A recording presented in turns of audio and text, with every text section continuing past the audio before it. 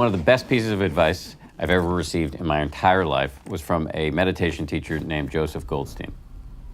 I was asking him about the utility of worry. In the specific context, I was talking about whether it makes sense to worry about missing a flight.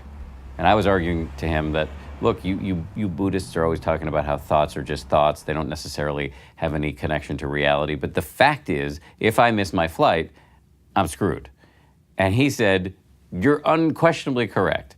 But there's a certain amount of worry that makes sense and a certain amount of worry that doesn't. So on the 17th time that you're worrying about missing your flight and all of the horrible ramifications, maybe ask yourself a simple question. Is this useful?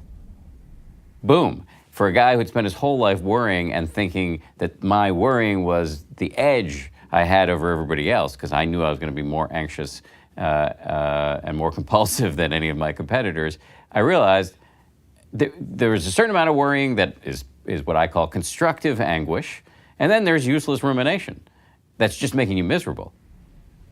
It's not like I'm 100% mindful all the time. You know, I still do an enormous amount of stupid shit, and if my wife was here, she would give you the 90% still a moron spiel. There's just no question that I'm still an idiot in lots of ways, but I'm less of an idiot and less of a jerk and more thoughtful and more focused and calmer.